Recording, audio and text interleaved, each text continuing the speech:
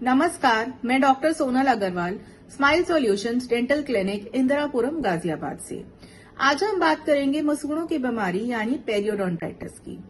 Periodontitis या मसूड़ों की बीमारी एक आम संक्रमण है जो दांतों को सहारा देने वाले नरम मसूड़ों और हड्डी को नुकसान पहुंचाता है। इसे आम भाषा में पायरिया रोग भी कहा जाता है। इस बीमारी में उपचार के बिना दांतों के आसपास की हड्डी धीरे धीरे घिस जाती है और ये दांतों के साथ साथ मसूड़ों को भी नुकसान पहुंचाती है। पेरियोडोंटाइटिस का अर्थ है दांतों के चारों ओर सूजन होना। इस बीमारी में बैक्टीरिया दांत की सतह और दांत के आसपास के हिस्से में चिपक जाते हैं और वो बहुत ही जल्द कई गुना बढ़कर दांतों को नुकसान पहुंचाते हैं। इन सभी बैक्टीरिया के प्रभाव से मसूड़ों में सूजन हो जाती है। गंभीर रूप से पेरियोडोंटाइटिस उन लोगों में होता है जो साधारण मसूड़ों की तुलना में पेरियोडोंटल टिश्यू के बहुत गंभीर संक्रमण के प्रति संवेदनशील होते हैं, जैसे कि gingivitis, diabetes type 1, down syndrome, crohn's disease, leukopenia और एड्स के साथ साथ कई रोगों और विकारों की वजह से भी पेरियोडोंटाइटिस हो सकता है। धूम्रपान से, विटामिन सी की कमी यानी स्कर्वी से और भावनात्मक तौर पर परेशान होने पर भी पेरियोडोंटाइटिस हो सकता है। इसके लिए अच्छी डेंटल हाइजीन एक उपाय है, लेकिन यदि यह बड़ा रूप ले लेती है तो कभी कभी सर्जरी की आवश्यकता भी होती है। पेरियोडोंटाइटिस के लक्षण क्या हैं?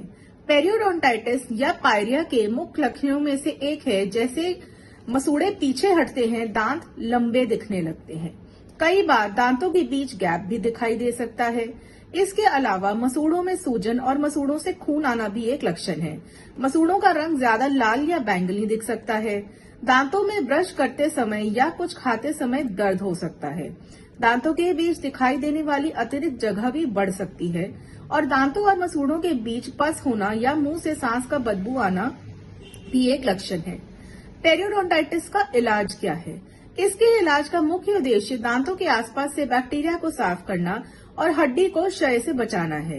इसके कुछ प्रभावी इलाज किए जा सकते हैं। अब पेशेवर तौर पर स्केलिंग और सफाई करके, कभी कभी सर्जरी करके और कभी कभी दांत उखाड़ कर भी। पेरियोडोंटाइटिस की कुछ दवाएं भी हैं, जैसे कि क्लोरहेक्सिडिन माउथवॉश। डेंटिस्ट के द्वारा सुझाए गए क्लोरहेक्सिडिन माउथवॉश जैसे माउथवॉश दांतों या मसूड़ों की सर्जरी के बाद बैक्टीरिया को नियंत्रण लाने में इस्तेमाल किए जाते हैं। एंटीसेप्टिक चिप, यह जेलेटिन का एक छोटा सा टुकड़ा है जो क्लोरहेक्सिडिन से भरा होता है। ये बैक्टीरिया को नियंत्रित करता है और पेरियोडोंटल पॉकेट के साइज को कम करता है। इसके अलावा एंटीबायोटिक जेल का इस्तेमाल भी किया जाता है। इस जेल में अक्सर डॉक्सीसाइक्लिन नाम का एक एंटीबायोटिक होता है। यह मसूड़ों में बैक्टीरिया को नियंत्रित करने और पेरियोडोंटल पॉकेट्स को सिकोड़ने में मदद करता है। इसे अक्सर स्केलिंग और रूट प्लेनिंग के बाद मसूड़ों में रखा जाता है। तो जिन लोगों में मुंह की सफाई न रखने, डायबिटीज होने या धूम्रपान जैसे जोखिम कारक हैं, इन कारकों का उनका इलाज करना चाहिए। उपयुक्त सभी बातों का ध्यान रखते हुए यदि आप अपने दांतों की उचित देखभाल करते हैं तो अपने दांतों में होने वाली इस बीमारी यानी पेरियोडोंटाइटिस से बचाव करके दांतों और मसूड़ों को स्वस्थ बनाए रखते हैं। ज्यादा जानकारी के लिए अपने डेंटिस्ट से संपर्क करें। धन्यवाद।